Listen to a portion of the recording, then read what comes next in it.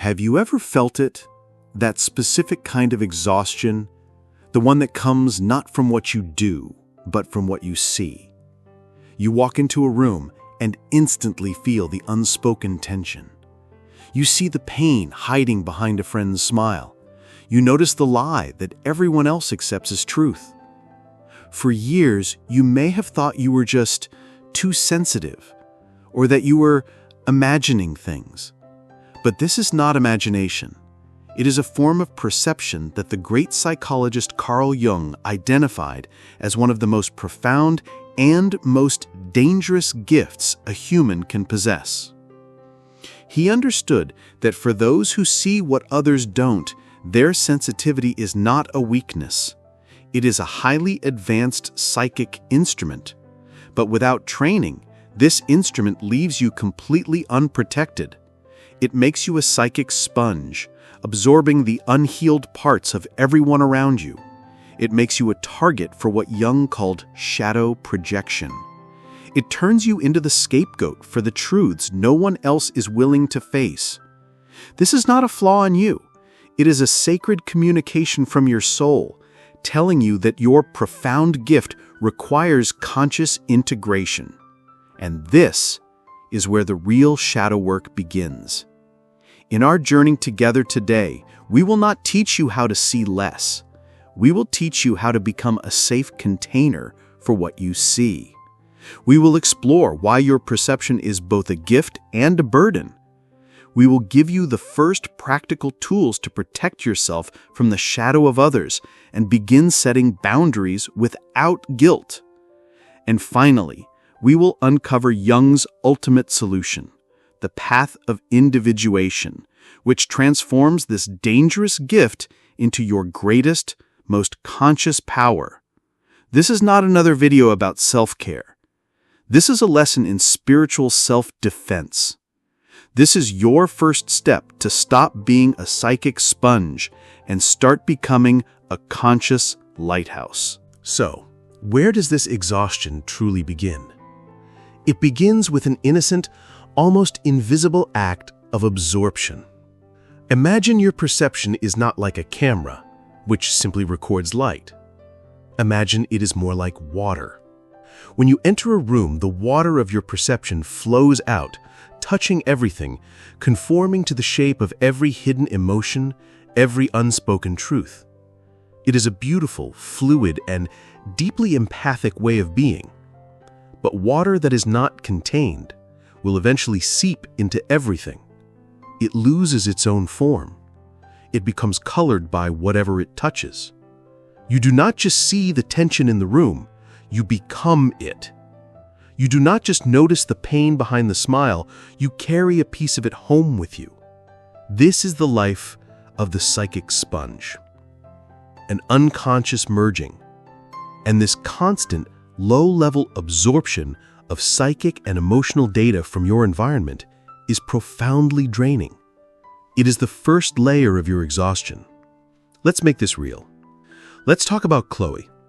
She is 35, a nurse, a profession she chose because she feels a deep, intuitive pull to care for others. During her shift, she is with a patient, an elderly man who is recovering from surgery. He is cheerful, cracking jokes with his family. Everyone says he is doing wonderfully. But Chloe sees something else. In the tiny, fleeting micro-expression in his eyes as his family leaves, she sees terror. In the way his hand trembles slightly when he reaches for water, she feels a loneliness so deep it makes her own heart ache. She's not guessing. She is receiving a silent broadcast of his soul's true state. This is her gift. It allows her to offer a quiet word of comfort that no one else thought to give, a gesture that touches the man in a place of profound truth. But what happens when she leaves the hospital? She cannot simply clock out from her perception. She carries the residue of that man's terror and loneliness home with her. It settles into her own body, a hollow ache she cannot name. Later that week, she is at a family dinner. Her sister and brother-in-law are laughing, telling a story about their vacation. But Chloe's perception, that finely tuned instrument, picks up a different frequency. She feels the sharp edge of resentment in her sister's laugh. She sees the defensive posture of her brother-in-law. She knows, with a certainty that feels like a memory, that they are fighting badly. The happy performance is a fragile mask over a deep crack in their relationship. And this is where the danger truly begins. Because the family system, like any social system, has an unspoken agreement. We will all pretend this crack does not exist. The collective peace depends on this collective denial. But Chloe, with her gift, cannot unsee it. Her very presence in the room is a threat to the illusion. Her quietness is interpreted as judgment.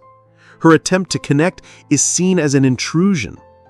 And when she finally says something gentle, something like, "Is everything okay?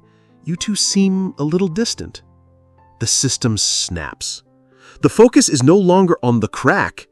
The focus is on the one who pointed to it. Her sister says, "Why do you always have to be so serious?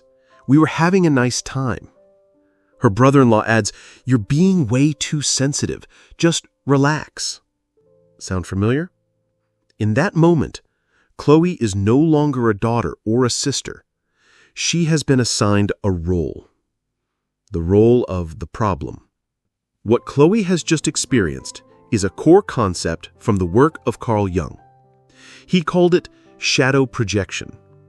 The shadow, as Jung defined it, contains all the parts of ourselves we deny, repress, or refuse to acknowledge. In this family, the shadow contains the anger, the resentment, the failure of the marriage. Because the couple cannot bear to look at their own shadow, they unconsciously project it. They cast it out from themselves and onto the nearest available screen. And that screen is Chloe. She is accused of being serious and sensitive because she is reflecting the very seriousness and sensitivity of the situation that they are denying. They are not truly angry at her. They're angry at the truth she represents. This leads to the second devastating mechanism, the scapegoat phenomenon. When an entire group wants to avoid its collective shadow, it will unconsciously select one person to carry the burden of that shadow. That person is almost always the most perceptive one, the one who sees.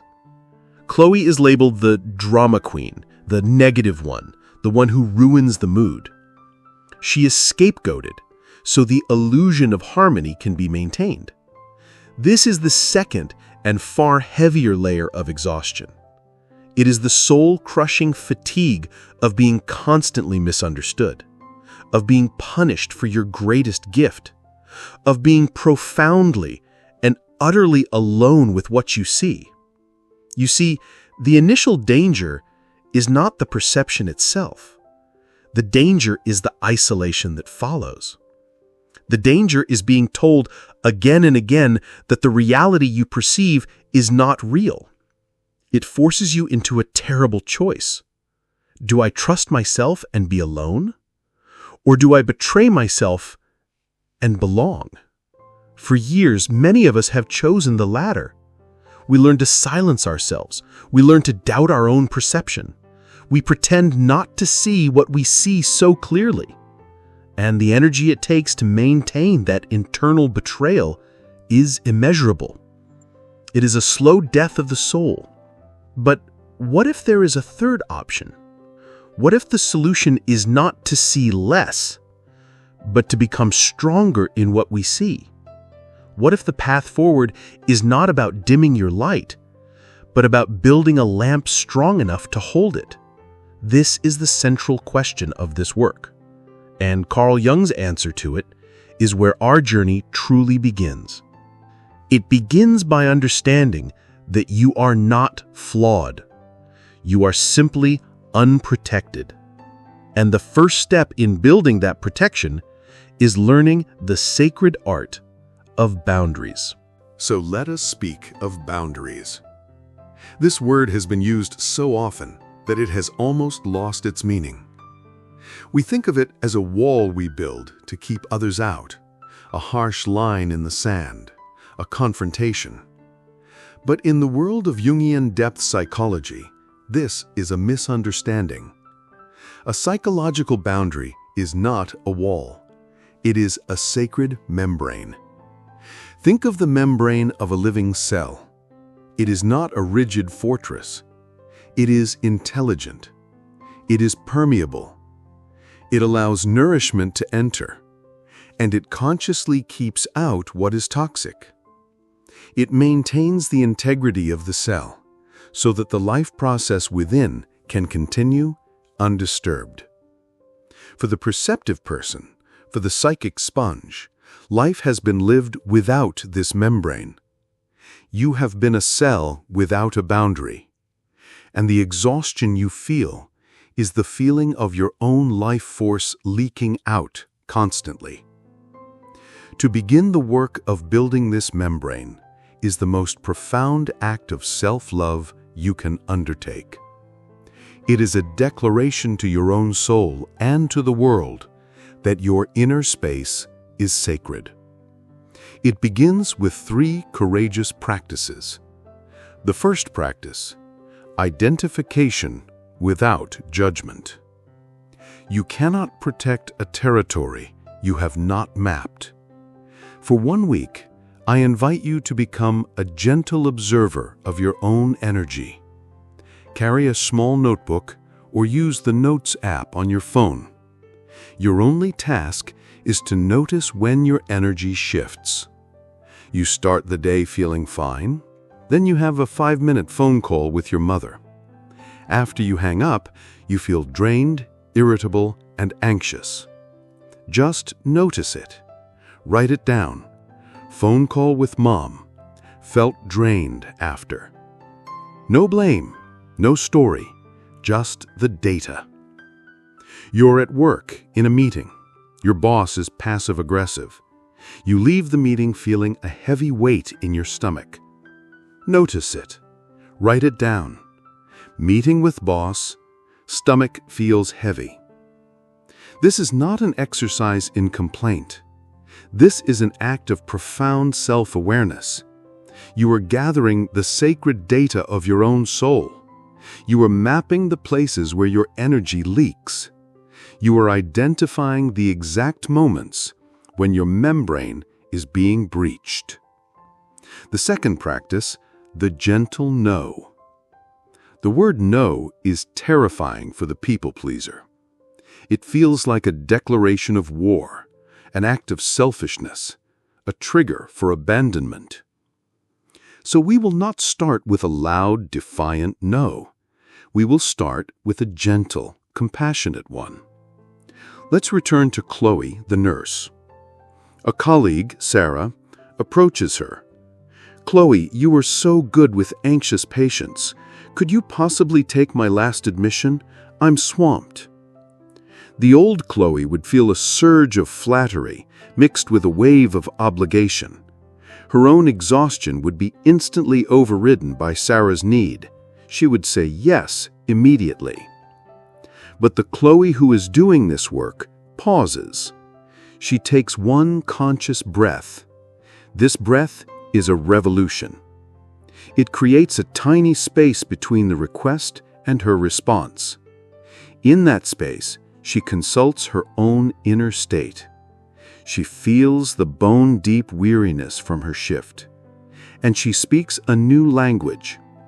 She says with warmth in her voice, "Sarah, I hear that you're swamped and I wish I could help, but I don't have the energetic capacity to take on another patient right now and give them the care they deserve." Notice what she did. She did not say, "I won't." She said, "I can't." She did not make it about Sarah.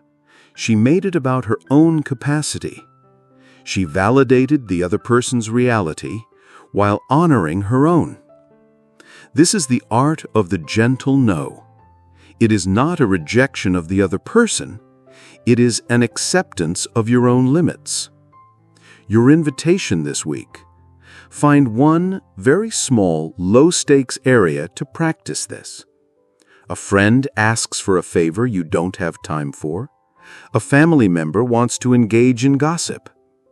Breathe, pause, and gently, lovingly, honor your own capacity. The third practice, the compass of anger. This may be the most challenging work of all. For the person who has built an identity on being nice, anger feels like a catastrophic failure, a sign of being a bad person. But Carl Jung understood that the shadow contains not just darkness, but pure, life-giving energy. He knew that anger is one of the soul's most loyal guardians. Your anger is not your enemy. It is a sacred compass, and it always points to the same direction, north, towards a boundary that has been violated. Think of it this way. When you touch a hot stove, the pain you feel is not a moral failing. It is a biological signal, a message from your body to your brain. Move your hand. This is causing harm. Anger is the emotional equivalent of that pain. When a colleague takes credit for your work, that flash of anger is a signal. When a partner dismisses your feelings, that simmering resentment is a signal. It is a sacred alarm telling you, attention, a part of your soul is being harmed. Your anger is your protector. It is the raw energy of your life force rising up to defend the integrity of your soul. To befriend your anger is a core part of this shadow work. It is to reclaim a vital part of your own power. Identification, the gentle no, the compass of anger. These are not just techniques. They are the foundational pillars of your new conscious membrane. They are the tools you will use to stop being a psychic sponge and start becoming the safe, sacred container you were always meant to be. Practicing boundaries, creating that sacred membrane, is not the end of the journey. It is the beginning. It is the moment you stop managing the chaos outside and finally turn your attention to the kingdom within. The tools we have discussed, the gentle no, the compass of anger, are not about building walls to hide behind. They are about creating a safe, alchemical container. And inside this container, the most secret work of all can finally take place. A quiet, inner alchemy, where you begin to consciously integrate the very shadows you have been absorbing your whole life. This is the heart of what Carl Jung called the process of individuation. Individuation is the soul's journey of becoming whole. It is the process of becoming who you were always meant to be, beneath the layers of conditioning, expectation, and the roles you were forced to play. Imagine an acorn. It does not struggle to become an oak tree. It does not compare itself to a willow or a pine.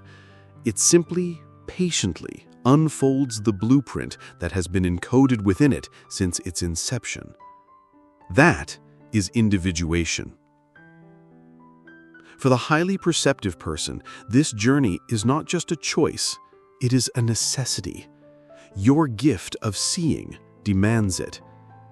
Without this conscious inner work, your perception will forever remain a raw, unprotected nerve reacting to the world.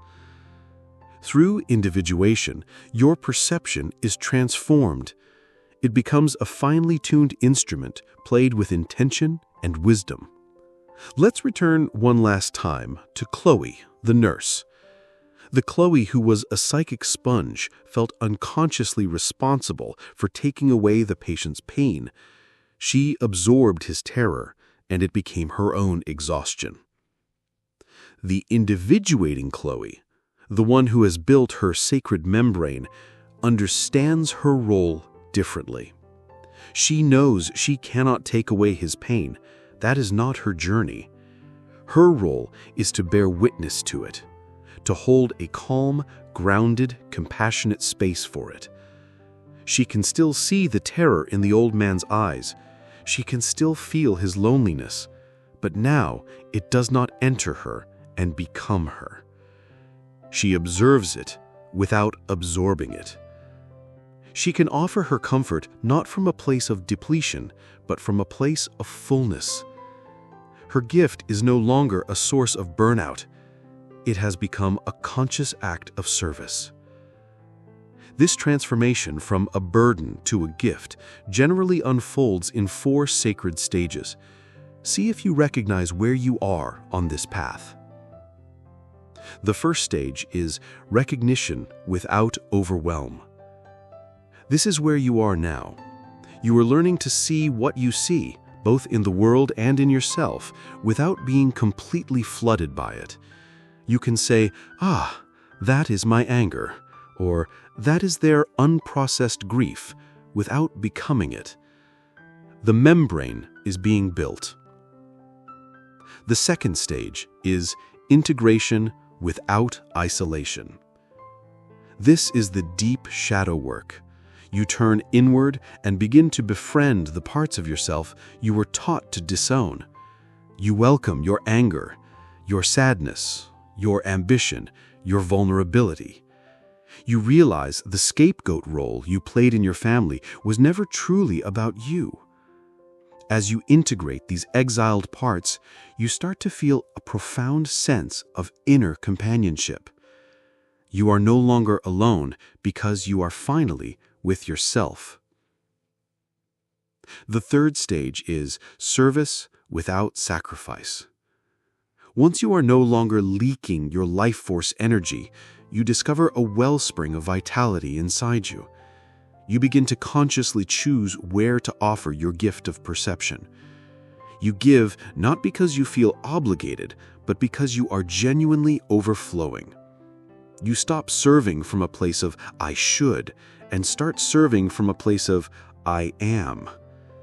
Your empathy is no longer a transaction for approval. It becomes a pure, intentional offering. And the final stage is legacy without attachment. At this stage, your very presence becomes the teaching. You don't need to preach about boundaries, you embody them. You don't need to explain conscious perception, you live it. The calm, centered energy you radiate becomes a lighthouse for others who are still lost in the storm. Your legacy is not in what you do, but in the state of being you have cultivated. It is the quiet ripple effect of a soul that has come home to itself. This path is not easy. It is the work of a lifetime, but it is the entire purpose of your unique, perceptive soul. You were not born to be a mirror, reflecting the unhealed parts of the world. You were born to be a lamp, to journey into your own darkness, to do the sacred shadow work of integration, and to emerge with a light that is steady, conscious, and entirely your own. Your perception is no longer a curse that forces you to feel the world's pain. It has been consecrated. It has become a conscious instrument of light. You were born to see, and now you are learning how to illuminate. Today, we have walked a sacred and difficult path together. We have journeyed into the heart of an exhaustion so deep it felt like a part of your own bones. We have given a name to the invisible weight you carry, the burden of the one who sees. You are not too sensitive. You are not too much. You are a finely tuned instrument, and for too long you have been played by a world that does not understand your music. We began by seeing this perception as a dangerous gift, a source of pain that turned you into a psychic sponge, absorbing the shadows of others until you could no longer tell where they ended and you began. We saw how this gift made you the perfect screen for shadow projection, the perfect scapegoat for the truths a family or a workplace could not bear to face. It is a profound and lonely experience. But then we turned a corner. We moved from the pain of the problem to the power of the practice. We spoke of the sacred membrane, not a wall to keep the world out, but an intelligent boundary to protect the kingdom within. We learned to map our energy, to honor our own capacity with a gentle no, and to listen to the whisper of our anger before it ever needs to become a roar. This is the beginning of real shadow work. It is the conscious choice to stop betraying yourself in order to belong. And finally, we unveiled the true purpose of this journey, the great work that Carl Jung called individuation. It is the soul's relentless, courageous journey to become whole, to unfold the blueprint of the oak tree that was always encoded within you. Your perception is the very tool your soul will use to do this work. It is not a flaw. It is a calling to move from unconscious absorption to conscious observation, from a psychic sponge to a conscious lighthouse. So where do you begin? You do not begin by trying to change the world. You do not begin by trying to heal everyone around you. You begin, very simply, by reclaiming your own sacred space, by making a promise to the deepest part of yourself that your peace is no longer negotiable. I know this path is not easy. It asks for a courage you may not feel you have. It asks you to disappoint people who are used to you abandoning yourself for their comfort. There will be moments of guilt, moments of doubt. In those moments, I want you to remember the image of Chloe, the nurse who learned that her greatest service was not to burn herself out, but to offer her care from a place of fullness. You cannot pour from an empty cup. It is time to fill your own. Your journey of 1,000 miles begins with a single sacred step. A choice. The choice to honor your own energy, the choice to trust what you see, and to build a container strong enough to hold it. But a question remains. Once you have built this container, once you have learned the art of the gentle no, what happens when the world pushes back? Hard. When a gentle boundary is not enough. When the one who has spent a lifetime being kind, being understanding, being the shock absorber for everyone else's pain is finally pushed to their absolute limit. Something inside breaks. But it is not a breaking down. It is a breaking open. A terrifying and glorious transformation takes place. The gentle membrane becomes an unbreakable shield. The quiet observer finds their roar, and the person who emerges on the other side is someone who can never be manipulated again. We will explore that profound and irreversible transformation in our next conversation together. For now, your work is clear. It is to take the first step.